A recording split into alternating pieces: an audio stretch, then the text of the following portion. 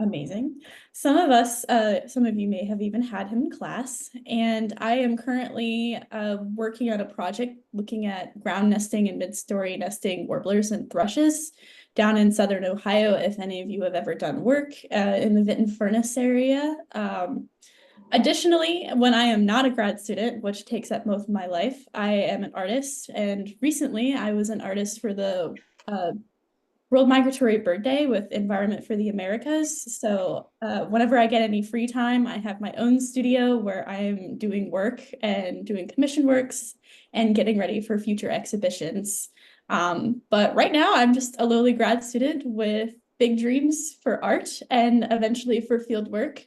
And I haven't decided myself whether I am staying in academia or maybe doing something else.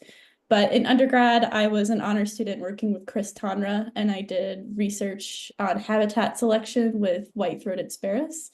And my major, which is probably relevant, was forestry, fisheries, and wildlife. That was an excellent introduction. Thank you so much, Anna. All right, next we got Caitlin. Okay, bear with me. I haven't used Zoom in a hot minute. Hello, everybody. My name is Caitlin Merrins. That is Mumbles. She is a Magellanic penguin, and she is my girlfriend. Anyway, I was with the club between 2017 and 2019.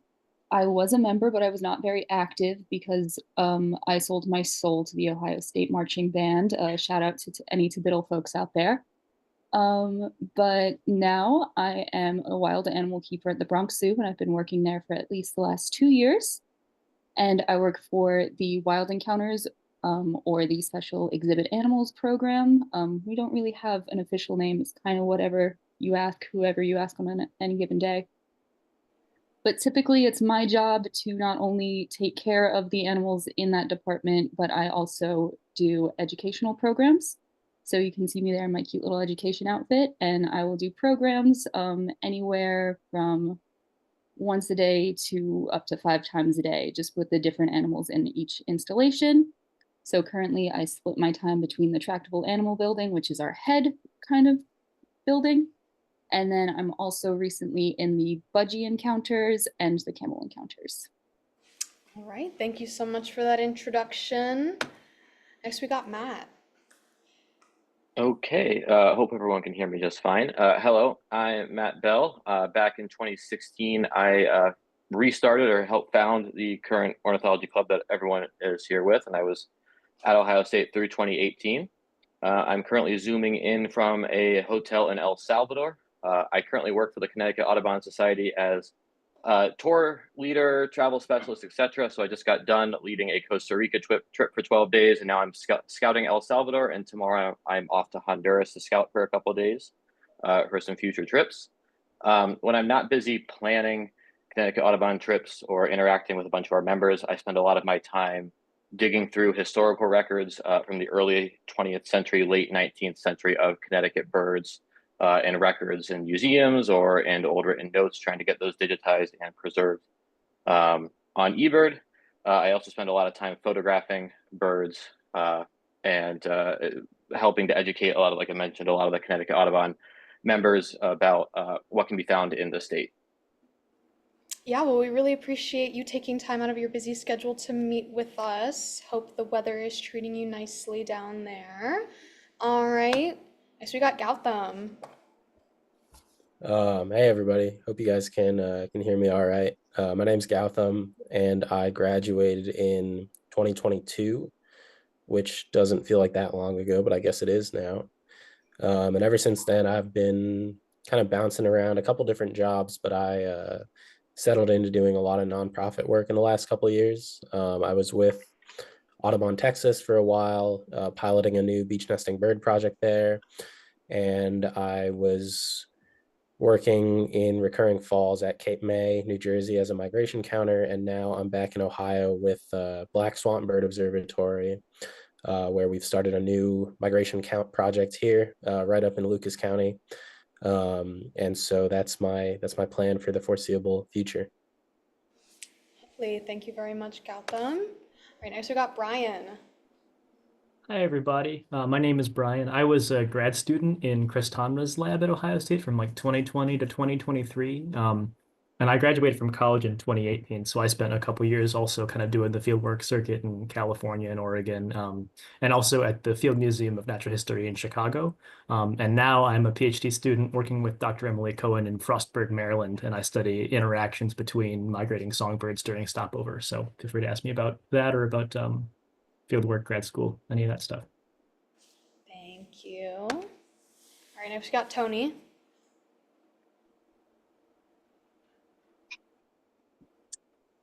Let me know if I'm coming through. Can you see me?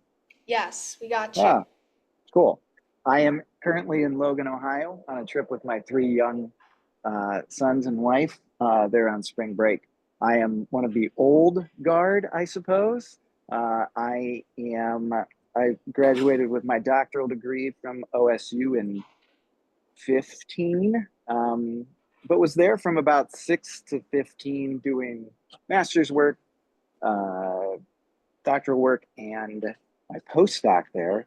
I worked on molecular evolution of passerine birds, but really, I've taken a really long, circuitous route. I am currently with the Department of Defense. I'm a senior biologist with the Defense Health Agency. And so what I do is work on infectious diseases in humans, but a lot of those diseases start in birds. So actually, all of my doctoral work was in avian influenza, the spread of it, how it moves around, how it evolves. I did most of my work in evolution ecology and organismal biology with my good friend Alex Champagne, who I hope is on the call today. Yeah, and so I've done everything. My passion for everything bird was at Miami University when one of the bird banders there took me out and just opened my eyes to a lot more than just going out and looking for birds. And that led me into more and more research surrounding birds, and ultimately came to came to fruition even in the Department of Defense. You can find federal jobs even outside of Fish and Wildlife Service that revolve around some aspect of birding in its core. So nice to meet everybody. Thanks for the invite.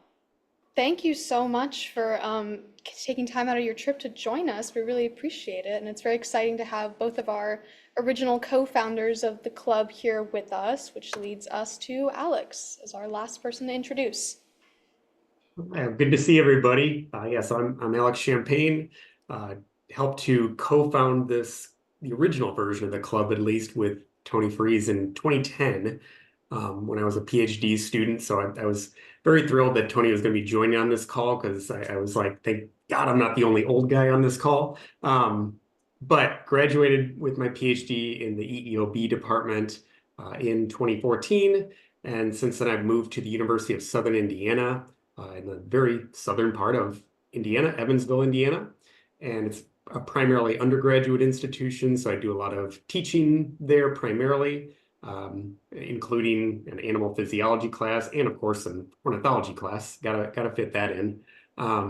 And also do a little bit of research on animal physiology, dealing with primarily lipid membranes and how they can inform different aspects of how animals survive in their environment. And so that work sometimes encompasses birds as study organisms, and sometimes includes things like alligators, dogs, bats, whatever sort of informs the question. But really thrilled to be here and talk with some of the current club members. Yeah, I just want to thank you all for being here. We got like a really crazy, beautiful range of careers going on, which is super fun and super helpful because we have a wide range of interests in the club. I'm going to try my best. I have a couple of questions to ask you guys that are somewhat more broad, but for our audience members, if you have broad, specific questions, anything you're curious about, you just want to ask one person, you want to ask everyone, you want to ask people in like kind of a related field, it is now time to do so. Does anyone have any questions that they want to start out with? Killian. Yeah, so I guess this is a question for like everyone, because most everyone here is in academia. But I'm an undergrad and I'm trying to continue into grad studies with ornithology. Would you guys have any like overarching advice for someone who's looking either for like an advisor or grad programs within ornithology? Did you guys hear that? All right, our grad doctoral students, thoughts, feelings, emotions. Don't be shy. I'll start, and other grad students feel free to hop in. I think it's good to think about, all there's like a pyramid of things that are important to you when you're looking for a program, and that can be anything from like what the research projects are, what the funding situation is, what part of the country you live in, or would live in, what your relationship with your potential mentor would be like. And I think everybody has to kind of prioritize those different things depending on what is most important to you. For me, I thought it was really important to have good mentors, which I found in my advisor at Ohio State and my advisor here, to have like a good lab community and to do cool research. So that's at least my take. Other people might have other things that they think are also important, but thinking about what is most important to you is usually a good first step. Thank you, Brian. I'll kind of follow up on that. I'm still in master's. I still am a master's student, so I haven't graduated yet. So hopefully this eventually this advice works out. But I ended up going to the same graduate institution here at Ohio State that I went to my undergrad on. So I'll be honest that I didn't explore other geographic regions or other projects as much as maybe in hindsight I might have wanted to. But for me, my primary concern was, do I have a good mentor that can take me to the next level in science and that I can work well with and that would allow me flexibility in the projects that I want to work on? So I'd say for advice as undergrads, what I was looking for as an undergrad between my sophomore, junior, and then senior year when I applied with an advisor, was more, first of all, are they in the field and do they have the funds and time to work with a graduate student that would work on a project that's at least somewhere in your realm of interest? And then do they have like the flexibility to explore the questions that you're interested in? And then third of all, do you guys jive? For me, I personally really jived with Dr. Steve Matthews. We both have a similar style in the way that we communicate, which is important. And then we still have a lot to learn from each other as well. Lovely. Tony, I saw you had your hand up. Do you have other input? No, I really like Anna's response there. There's a lot of, just to echo that as I progressed through grad school and met other grad students and go to conferences, and, even to this day, I meet people who went to a school for the program, like they do rotations, try to find grads, advisors, and so they take courses. And that was a completely different experience than what I had. I identified maybe 3 or 4 professors, advisors that I thought, man, I love their work. I just love what they're doing with their science. I just, you email them, you ask them, you go to visit, on your own dime oftentimes. And yeah, and you just, when you drive away, whether you've sort of hit it off, just like Anna said, when you relate with the person that you're potentially going to work with. And so I always find it odd when the different programs, you'll meet some over there at the biosci group, they'll do their rotations, they'll try to find a lab to fit into, when it really, in our field, it feels more like you are seeking out just a good colleague to work with. Yeah, that makes a lot of sense. Anyone else have any thoughts? I'll add a little bit. Yeah, completely agree with everything that's been said so far about the importance of finding a good mentor, everything like that. That really makes all the difference. And I think another thing I'll add is that just being able to have an open mind of what you want to work on in graduate school is really important, because it's completely normal for you to come in with a certain idea of what you're going to be doing, and then for that idea to completely change. Speaking for myself, when I came into graduate school, I wanted to work with birds. That was really my prime goal. And at first, I maybe was a little bit hesitant to take a more, say, molecular direction that things took for me in the very beginning. But, it ended up sort of working out in a good way at the end. And so I would say just keep in mind that just because you're not doing exactly what you thought you would when you were coming in, that's a good thing. That's kind of how science works in a lot of ways. So just keep that open mind. Yeah, thanks so much, guys. Thank you very much. Those are all very, very useful responses. I have a lot to think about now. Thank you. Does anyone else have any other questions that they want to ask? I have a couple myself if you're all feeling shy. I was anticipating this, don't worry. All right, something that I was thinking about, trying to kind of tie in the really broad range of subjects that you guys cover here, focusing kind of more on interacting with animals directly, like obviously in a lot of cases for you guys it's birds, but for Caitlin, you're interacting with a lot of different species in your job. Could you guys just like kind of talk a little bit about your experiences having those direct interactions with animals, like some of the lessons that you've learned from that, like good takeaways for people kind of entering in that field in any sense, whether it's for research or like animal care, like things that you kind of wish you knew going in? Well, I guess I'll have to start off with kind of piggybacking where we left off on the last question. Don't hesitate to explore new animals, because when I decided I wanted to be a zookeeper, I was 8 years old and I was at a tiger exhibit and I was like, this is what I want to do. And I was so focused on mammals. And then I got completely blindsided when I joined OSU Birds. And it was literally on a bet that I joined. And I was like, oh no, I have found a whole new personality. And from there, I've been working with anything from invertebrates, to mammals, to birds, to reptiles. And you just have to be willing to take that leap. For example, most recently, I was sent down to our camel barn, and I didn't realize how much I loved camels until I started working with them. And we have a lot of domesticated animals down there too. And I was like, oh no, am I like a farm girl now? Is this perfect? Is this great? So, have an open mind to what it is you want to work with when you decide to take that step into animal careers. Yeah, for sure. I mean, obviously, this is the bird club, so we have a lot of very bird interested people, but definitely we attract a lot of people that kind of have a broader interest, which I think makes meetings like this a lot of fun because you get to hear other perspectives and stuff like that. Anyone else? Are our animal experts up close and personal have any thoughts?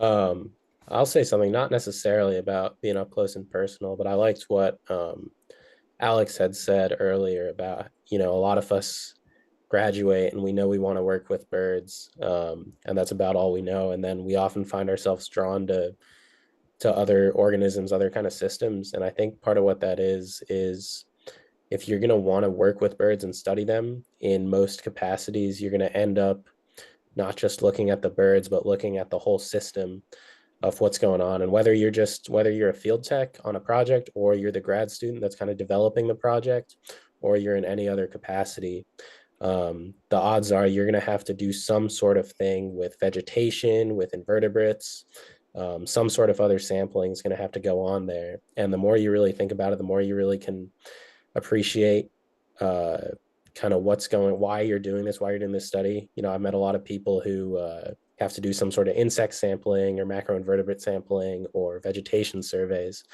And if you don't really see the value in it, you're not going to end up really appreciating the work. And that's going to, the potential is there to kind of be driven away from this sort of work. So I think really, really not being afraid to like dive into learning about plants or learning about aquatic macroinvertebrates or learning about migratory insects. That's something that's really valuable, and it has been to me, and I know for many other people as well. Yeah, for sure. I think to touch a little bit on what Gautam said, I think it's also important, in not just with birds, but that's how I think of it. They're not just an organism, right? They are a living, breathing creature. They have a story just like we do. So when interacting like with the public, like in my case, when I'm talking to people, it's not just, oh, this is a bird in a tree. It's trying to get people to think about that. Where did it come from? How long, can you age it? Just trying to get people to realize that it's not just something that's there, but that it has a story, just like we all do. That's the reason we're on this meeting today. We have a story, the reason you're in the classroom, etc. So it's telling the story of the birds or any organism is incredibly important, especially in this day and age where people seem to be, for one reason or another, staying on screens or staying inside, not going outside, but getting people to open their eyes a bit more. and doing that by showing them nature and making them realize that it is a living, breathing world that we're part of is very, very important as well. Yeah, that like public interaction aspect of a lot of your guys' jobs is definitely kind of like an interesting and useful thing to discuss. That'll probably be something about my next question. But before then, does anyone else have any other thoughts? I was going to share sort of a philosophical follow-up to what Gautam and Matt said, which is like, it's cool, I think, to think about all the ways in which all these different organisms are related to each other. And I also just wanted to highlight that even if you're not interested in like birds or ecology or the environment as like a career, it also helps make you like a better birder when you know like, oh, I will find red crossbills in trees that have open conifer cones. You shouldn't be looking for them in places where there's not that. So in that sense, it's always good, I think, to kind of expand your worldview in that way. I also want to add a specific note about bird banding, which I think for a lot of people who are considering careers in ornithology in particular is kind of like one of these big ways that it's like something that you think about as being crucial for doing research on birds. And it can be really hard to get your foot in the door with opportunities related to that. So I just wanted to say that one, if you have a chance to do something like volunteer, which I know that Gautam and Anna did when they were undergrads, with a banding station like Chris's at the wetlands, that's a great opportunity to get experience in whatever kind of animal work people might be doing around you. So feel free to explore the opportunities near you. But again, coming back to what people have said as well, like keep an open mind about other opportunities. Banding is not the only way to do bird field work, obviously. But I do think that that's an assumption that some people make. And so just wanted to put that out there as well. Yeah, for sure. Thank you so much. Anyone else have any other thoughts on that topic? Yeah, I do have a thought. To kind of go, oh, sorry, Alex, did you want to go first? No, go ahead. Go ahead. I'd add what to Brian said about banding doesn't have to be the end all be all. It is pretty awesome, I will admit, and I did a lot of banding as an undergrad. However, as someone hiring 3 technicians this summer, banding was actually the least important thing on their resume. It was things like point count experience. Can you handle veg? Are you willing to just, hike and put in the long hours? Your enthusiasm takes you a really long way. And then are you good at using a GPS or do you have any GIS related experience? Yeah. And the one other thing I will say, kind of related back to just being up and close and personal with birds, is for me personally, I found it was always better when I got to share it with someone. Spending time with birds in the field, alone, banding or target misnetting, it's really fun. But when you get to share it with other people or watch their eyes light up or teach in some sort of capacity, that's what really lights me up too. So don't be afraid to share with others.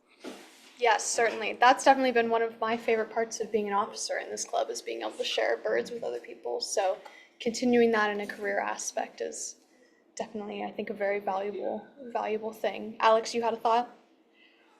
Yeah, I was just going to share that one thing that maybe I've learned from working with birds is that there's also just multiple ways to call yourself an ornithologist. And just sort of speaking from my experience as a physiologist, one thing I actually sort of learned about myself is that I actually don't like working with live birds that much, like in the field or in the lab. I just found it to be kind of a painful process sometimes. Birds were just so unpredictable, whether they were in the field or in the lab. And I found myself sort of drawn more to some of the molecular stuff where somebody could send me samples and then I could work with that. And honestly, that was something that was kind of hard for me to grapple with at first because I always thought of myself as a field biologist. But it was something I sort of came to terms with that, I can still be contributing to the knowledge base of ornithology without necessarily going out in the field myself. And maybe it's better for me if I just enjoy birding as a hobby and then I don't have to mix it with my work. So that was just keep that in mind for anyone who's thinking that to be an ornithologist, you have to like field work or go out doing it all the time. It's okay if it's just your hobby too. Yeah, for sure. Kind of having that work-life balance there and not making sure to pour all of your energy into your hobby as your job and then you get burnt out from it. Just kind of circling back. Oh, do you have a question? Yeah, go ahead. I don't know if you were just continuing on with the current question. But No. I had a different question. Okay. But so you tell me what you want to talk about. I wanted to ask, so like specifically with with field work, often it's like seasonal work, usually like during the spring, summer, fall. But I just kind of wanted to ask what like the more academically like people who are currently in academics do outside of like temporary seasonal work. Because I'm genuinely curious about that, as well as like how you guys make a living off of not out of like doing seasonal work or not doing seasonal work. Did everyone get that? I can start this one since I have done a lot of seasonal work and attempted to make a living off it. It is a bit of a hectic thing if you just commit to seasonal work being all you do, and you're looking at maybe 3 to 4 different positions a year. You know, it's a lot of packing, it's a lot of moving, it's a lot of paperwork, and every April it is really a lot of taxes. So that's a pretty tricky part about it. And what I think a lot of folks end up doing, because it's really, you know, when you're in school or you first graduate, at least for me, I wasn't quite sure what I wanted to do. So every summer, or as soon as I graduated, every season I would kind of try a different thing. And it's not that I didn't like any of the seasonal field jobs I had, it's just that I wasn't sure that there wasn't something else out there that I would enjoy more. So I always wanted to try something new. But after a while, I started to settle on, okay, these are the things that I really enjoy. And so then what a lot of folks and what I ended up doing is working maybe like the same 2 jobs every spring and every summer. And that way it feels less seasonal. You know, you're coming back to a recurring job. And that's not always available because some projects are only a handful of years. But if you find a really good long-term project that you know that you enjoy, that seems like a good fit for you, um, that can bring a little more stability to it. And the other thing that I also do, and I know a lot of folks do, is you have some sort of backup job. Now, these are still in the field, these are hard to find, but it can be some sort of remote work, some sort of job in your hometown that you don't have to commit to 12 months out of the year. So for me, I work part-time on a government contract that's working on a machine learning classifier for aerial imagery. So that's something that I can just do anytime I want, whatever sort of time commitment I want to put in. And if there's a couple weeks where I'm between jobs, that's something I can fall back on, where it's still work that I enjoy, it's still work that I'm genuinely interested in. Um, and that's kind of just like a really good thing to have, so you're never really struggling between jobs. Yeah, that's a great suggestion. Thank you, Gautam. Anyone else have thoughts? I can share a little bit because I also did the field circuit for a couple of years, but it was kind of different for me. I had a similar situation, I think, to what Gautam is describing with his like remote side gig, which is that I had done work as an undergrad at the Field Museum, and that kind of was like my home base. I would like go out for 6 months, do some field work, and then come back to Chicago and continue working at the museum. And I was really lucky to have a boss there who was flexible and sometimes had, you know, more or less amounts of money to fund me for a bit, but I still had that as an option. Um, and that like gave me a base to be really flexible from for doing that field work. And I will say that the field work was really like important for also for showing me like what I was interested in doing, what I was not interested in doing for the rest of my career. And that really led me to kind of pivot hard in my like interests as an ornithologist and as a scientist to the stuff that I do now. Um, I did also want to put out there, just like for people who aren't familiar with like how to find some of these jobs, um, a couple of like common ways to do that. I would definitely encourage you to like reach out to, you know, grad students that you know from your various classes and things. Like your TA sometimes will be hiring techs for the summer, and that can be a good way to like talk to them and see what it's like or what opportunities they have. I'll put a couple of like job boards in the class as well that often post these kinds of short-term or like grad student type positions. If you haven't seen those before, like Ornithology Exchange, and those can be good places to look for opportunities if fieldwork is something that you want to do. Yeah, that would be great. Thank you, Brian. Anyone else? Thoughts, feelings, emotions? Alrighty. Well, the question that I was going to ask, that I was thinking about a little bit, and then Matt had brought it up in his answer for our previous questions. For those that kind of have like a more public-facing aspect to their job, like Gautam, you interact with people a lot when you're in Cape May at the Hawk Watch and whatnot. Caitlin, obviously working at a zoo, you're interacting with the public super often. But just, and then obviously Matt, you're leading tours for people, just like kind of discussing that sort of aspect of kind of having a conservation, sciencey oriented career and balancing like sharing accurate information with making sure that it's palatable for people and whatnot, and just kind of your experiences interacting with the public in this field. Yeah, I think you just touched on a great point that I was just going to say, but making things digestible. Like that's, I think the number one important job of people with an outward facing job is interact with the public is to take these sometimes complicated scientific papers or explanations or something and not dumb it down, but make it digestible. Like be able to put it into words that everyone go, oh, I understand that. Not like, why are you using these massive words that have like 20 syllables and people just ignore it because they don't understand it. That's definitely, I think, one of the most challenging things. It's also difficult and it takes some practice, I'd say. You get a lot of repetitive questions, or a lot of the same question from multiple people within 30 seconds. People just aren't listening, and you have to be able to answer it every time with the same excitement. And a lot of people are scared. I think we always get it. If anyone's never had the feeling, then you're lying. But people are always scared of asking a stupid question, right? And everyone always says there's no stupid question, and that's true. It might seem like the stupid question to them, but it sometimes is a very interesting question that other people haven't even thought about. So you want to encourage people to ask questions like that and not feel embarrassed if they don't know anything. And I think being positive is the most important thing as well. You can't, especially on like when I'm leading trips, I'm on the clock 18 hours a day sometimes.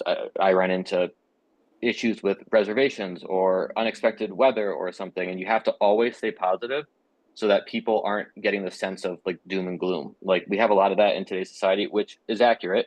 But you have to be able to point out the positives and the happy things and get people engaged and excited to just be out enjoying nature and out seeing things.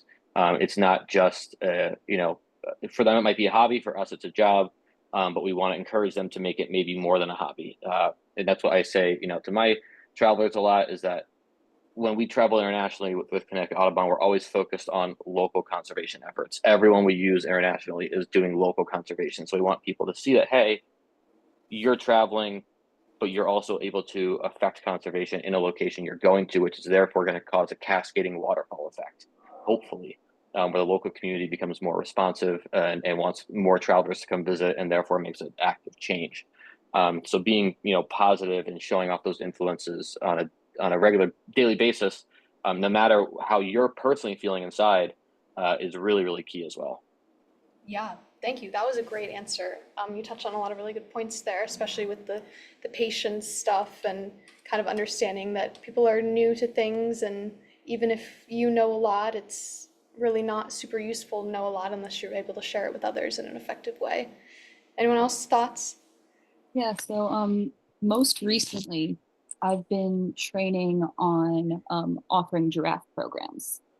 And it's really cool because when you are learning how to, bring up an animal to a group of people who, don't interact with these animals all the time.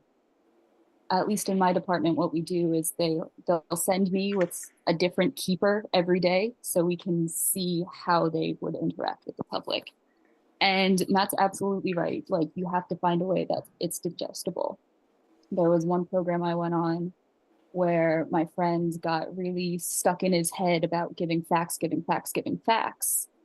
that people would come up to me as the second keeper and be like, hey, so this guy said it was dangerous if a giraffe was sitting like that. Like, is it bad? Like, are the giraffes gonna like hurt us? And we had to kind of redirect it and be like, no, the giraffes aren't aggressive. It's just they wouldn't naturally do that in the wild because laying down makes them, vulnerable. So it's definitely something that we have to do a lot in my department is we have to work on how to make it palatable, how to make it approachable. And again, you do have to deal with that patience a lot.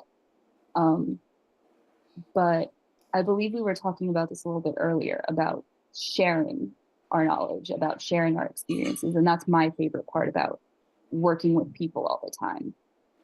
When I decided to follow this career, I would always tell people, oh, like, I'm not a people person. But especially when it comes to animals, you have to be a people person.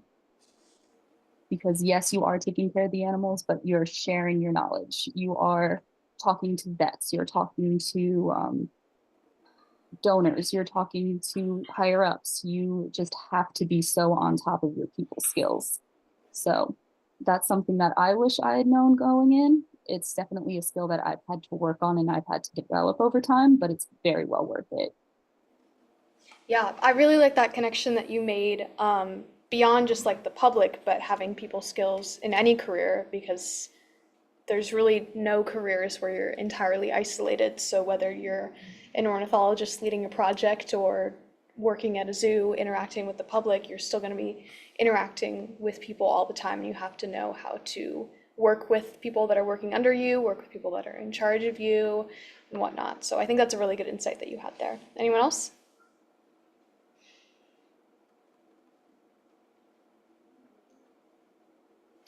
Alrighty, does anyone else out here have any questions? Maddie, yes. As a person who is graduating within the next year, what is the best advice for finding seasonal or positions outside of like the college realm? Like, what are experiences you guys had that would, like, looking back, you wish you did something differently when looking for jobs? Did everyone hear that?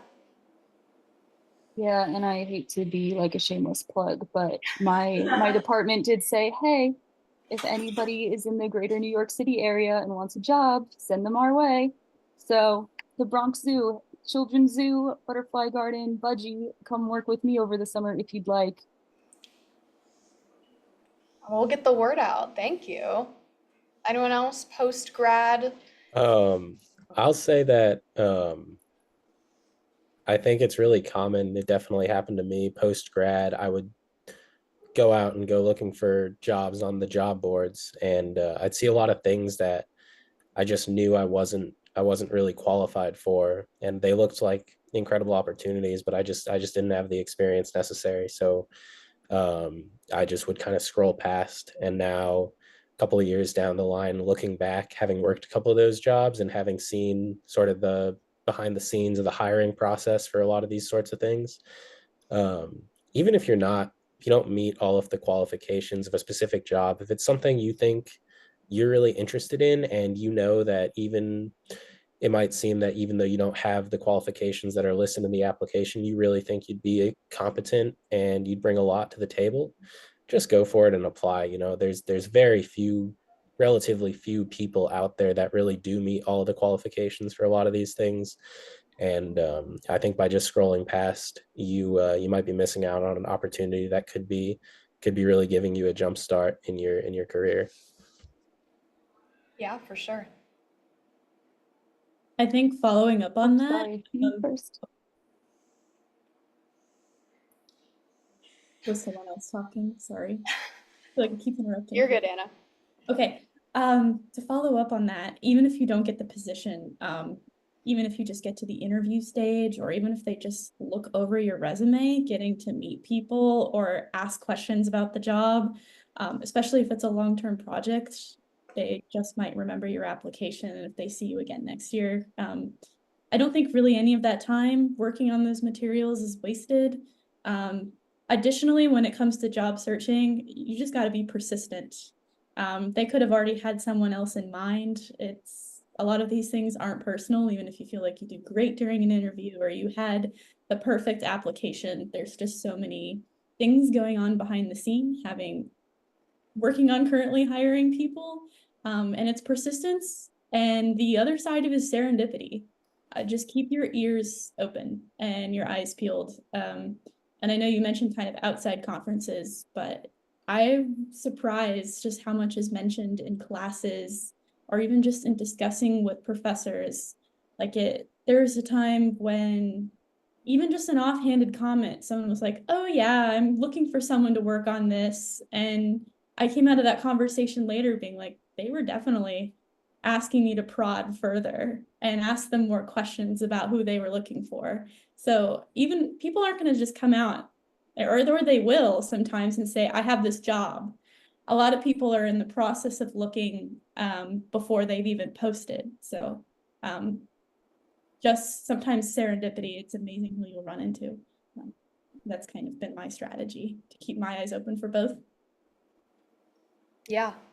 Yeah, and I think building on Anna's last point about serendipity, like networking proactively can increase your odds of serendipitous encounters dramatically. So definitely don't discount that. We love networking.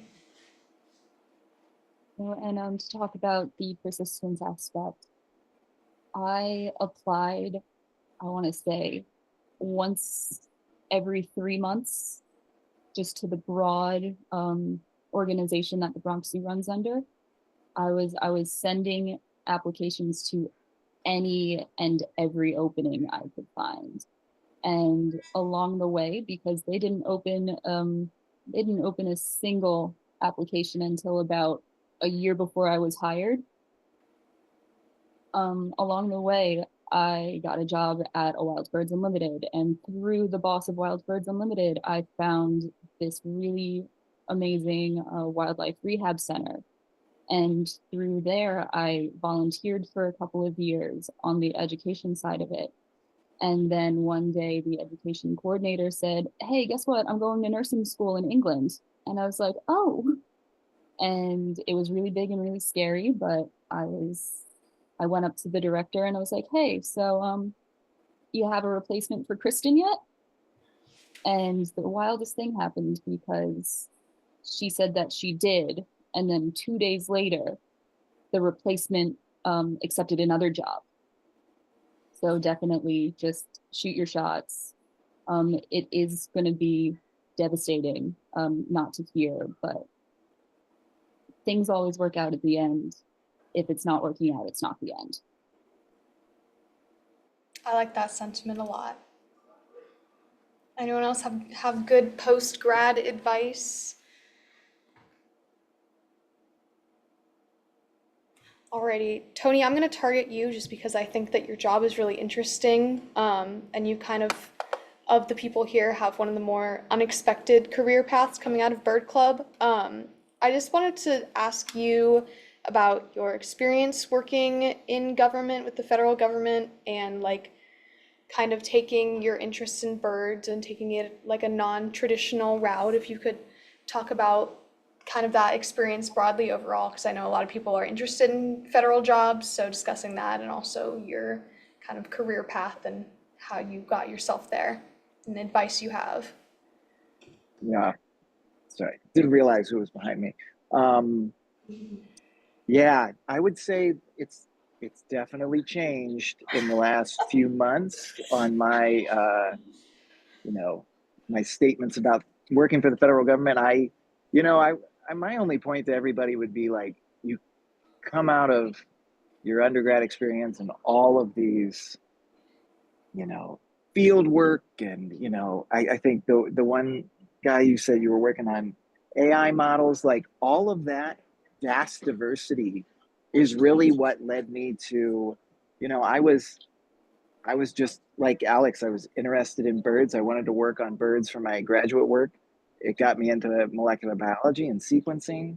That sequencing, the ability to age, juvenile ducks was what ultimately got me a position with the vet school to do avian influenza work. They needed somebody out in the field that could flip over ducks and be able to tell molt patterns and everything and be able to age them appropriately. And that got me into doing genomics on infectious diseases like influenza. And, that skill set just continued to build, where to me, birding became more of a hobby that I had to carve out. I was so inundated with other activities non-related to birds, and I saw more opportunities on the human health side. I think that is easy for everybody to, observe, is that, there's limited opportunities in the bird world. but the skill set I developed in that world was totally translatable to federal opportunity that came by. I started out in a contracting position, so I took a contractor role with a group that does infectious disease surveillance around the globe. And so I was involved with that first. And then I set it Wright Pat Air Force Base over in Dayton, Ohio. And that led into an opportunity. Once your foot's in the door with a contract opportunity with a federal employer, man, like everybody's saying, like they'll never find the perfect candidate. And oftentimes, if you're in the right place and some, long-term career opportunities pop up, there's lots of opportunities to just sort of like piggyback on that and climb the ladder that way. Yeah, but but mine is not just to DoD. I would say that my experience is translatable across HHS, DoD, state. The only department I can't really speak to is Interior. I know a lot of EPA friends of mine that are, super scared about their job right now.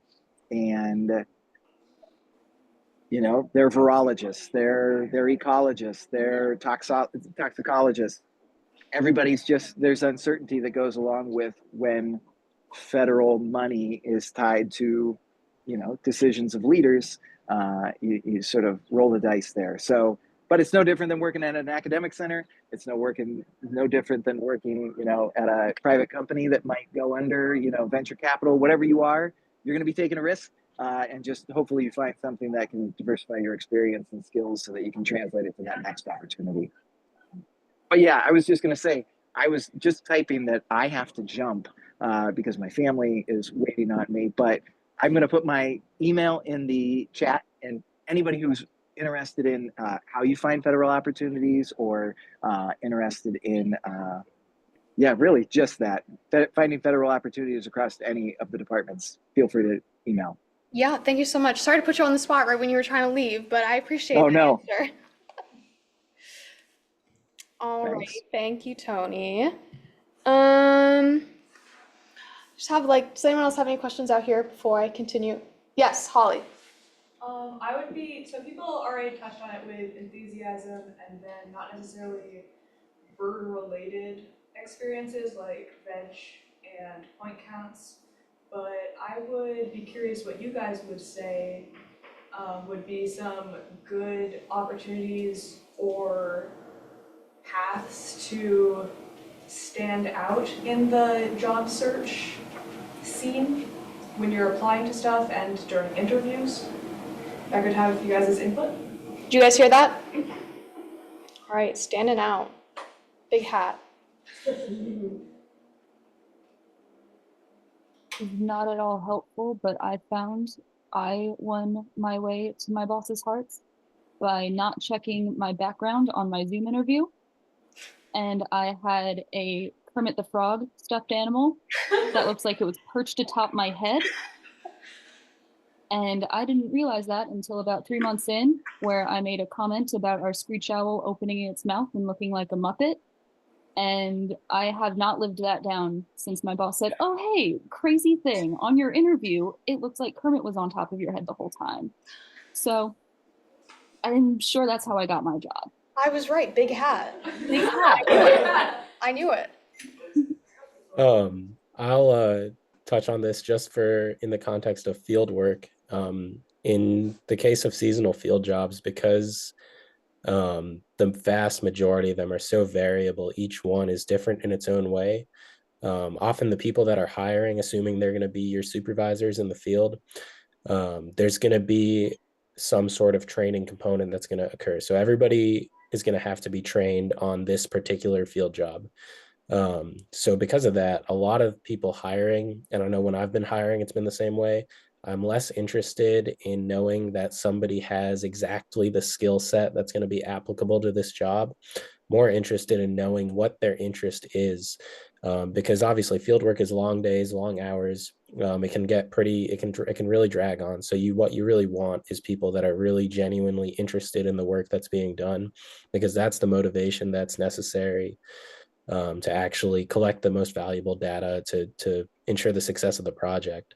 So really trying to look into the project before the interview, understand what their goals are, what they're trying to do, and see if you can really show that in the interview, rather than saying, oh, I can identify 350 species of birds, or I can hike up a mountain or whatnot. All that's less important than actually caring about the project that you're working on. I Yeah. strongly agree. Oh, sorry, Maya. No, go ahead. Go ahead. I was going to say, I strongly agree with what Gautam just said. I think the stuff that I've thought about when hiring is like broad, so-called soft skills, like communication skills, being able to like talk to people, especially in the field, can be really important. As is like attention to detail and like taking care of the data you've collected and being like well organized. Those are important for pretty much any job, period, that you're going to do. So focusing on those is a good thing. And also in things like interviews, like letting some of your like personality and that passion for the system or whatever it is kind of shine through is also really important. Yeah. One thing I'll add that maybe a lot of you will be really glad to hear too is one thing I know that really surprised me back when I was doing field jobs was, you know, these were jobs that involved birds, and yet quite a few of the people I worked with weren't actually birders and didn't really have good bird identification skills. And so just having that skill, I think, is a good way to make yourself stand out. I think a lot of us think, oh, everybody who applies for a field job involving birds is going to be a big birder and they're going to know how to identify everything, but it's actually a rarer skill set than sometimes people give it credit for. This is obviously not a representative sample right here of our population in terms of our bird knowledge, but keep that in mind.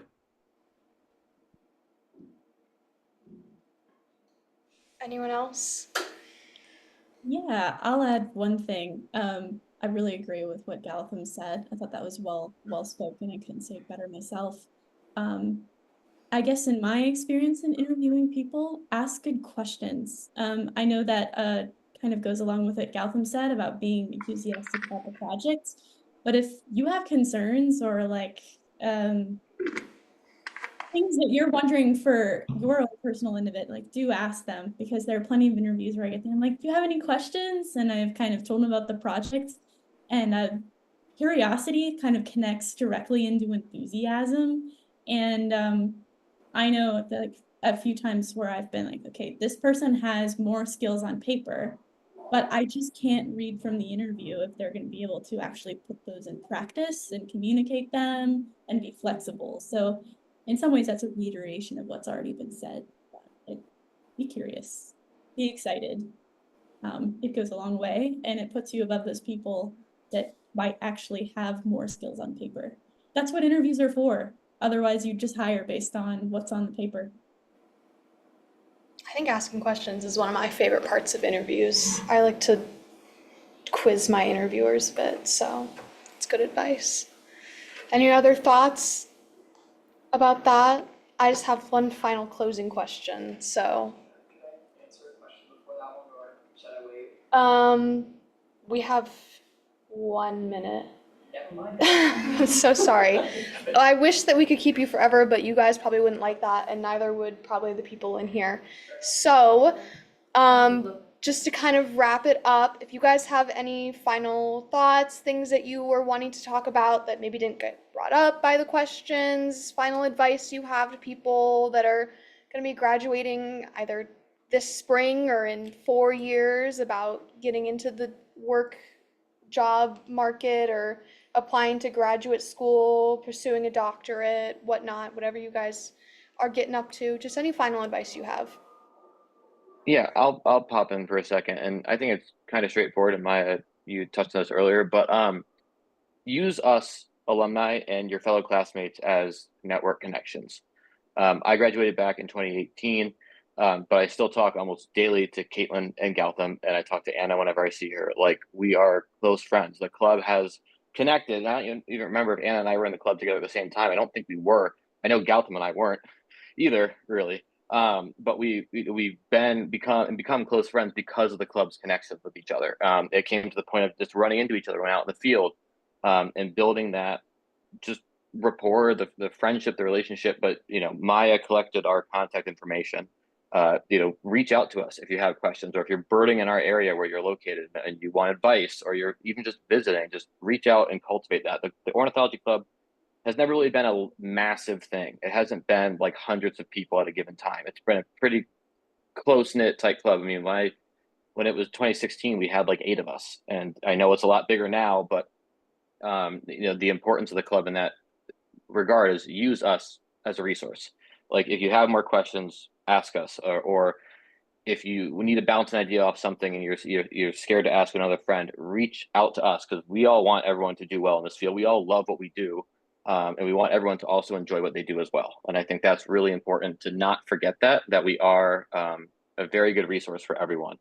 And I don't think a single one of us would say no to a question. We might take some time. I don't check my email when I'm traveling, so I haven't checked it in 3 weeks. So if someone has asked me a question, I apologize, but eventually I'll get back to you. Yeah, for everyone that's here, if you're interested in reaching out to anyone in this meeting or any other alumni, I have a sheet of all of the contact information that I've compiled. The people in this meeting all have little blurbs, so you remember who was what, but I will send that in the group meet after this. But enough from me. Any other final thoughts from everyone?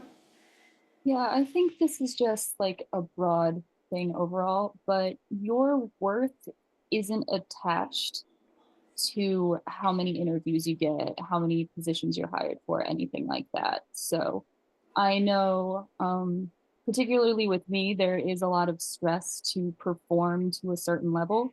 And when I don't perform to that level, I like crash out. So just do your best not to take things so personally. There's a lot of things that just happen, but you guys, you're here. I'm proud of you guys for making it this far. Congratulations to everybody who's graduating. Congratulations to everybody who's, just sticking around and have a couple more semesters. But yeah, you guys are worth it. Don't let outside circumstances turn you into a bully. Good advice. To kind of add on to that, I like how broad kind of your thoughts were, Caitlin, and on taking care of you. Mine are kind of along the same vein. You can't do what you love if you can't physically do it or mentally do it. And my biggest challenge in grad school has not been the academics, not meeting people, not figuring out what to do next, but just getting to work, because I've been sick and I've been learning how to care for me. So take care of your body, take care of your mind. It's going to be with you a long time. And we'll be here too if you have any questions. I think I might be wrong, but out of everyone on this Zoom, I'm actually still in SUNR technically, and I'm in 382 Hotman almost every day. So just come bother me, and I'd be happy to show you around the lab and talk about, who you might want to go talk to if you're looking for opportunities. So I'm always around or in the field. So feel free to reach out if you just want to talk to someone about big jobs or what's going on or grad school. Yeah, thank you, Anna. You definitely a very good resource for people that are still on campus. So keep that in mind, everyone. I was going to hop in on some of Anna's points as well. I think kind of related to taking care of yourself, like being like aware and like respectful of your own like self-worth with interviews, for example. Like, interviews are kind of a two-way street. Like, you want to be asking questions to find out if these are like good people to work for. That's absolutely true if you're applying to like graduate school. And so like, if you are getting like kind of weird vibes about like a job or about a graduate position, like, talk to as many people as you can, which is kind of my other big theme, is talk to like other grad students in that lab or talk to other students in the program who have been through the program and find out what their experiences were like. I think that's a good way of finding out what sort of specific experience you're about to get yourself involved with. And also, I found it really helpful just talking to people in general at things like this, just hear about all of their very convoluted paths through life and how they got to their careers, because I met very, very few people who had like a perfect linear trajectory from where they wanted to go to actually getting to where they wound up. And I think that the more that you talk to people, you start to realize that it is complicated, but it often works out in the end. Yeah, for sure. All right, I don't want to hold you guys over time. I really appreciate you giving us the time that you already have. I know you're all very busy. So if no one else has any other thoughts, I will let you all be free. Thanks for putting this together, Maya. This was actually really cool. It's really I can only remember one time when I was with the club for 4 years, we had something like this, and it definitely wasn't this in depth. So I'm thanks for taking bringing this all offense to together. that, Gautam, because I was on that call. Well, I really appreciate you guys taking the time out of your day and responding to emails and whatnot. I know that you are all really great resources for our club members, and this meeting's recorded, so even if people weren't able to make it, they can still utilize your knowledge. So I just really enjoy reaching out to all the past club members, as Alex knows, so it's really good to see new and familiar faces here. Alrighty. Be free into the world. Thank you guys. Thank you.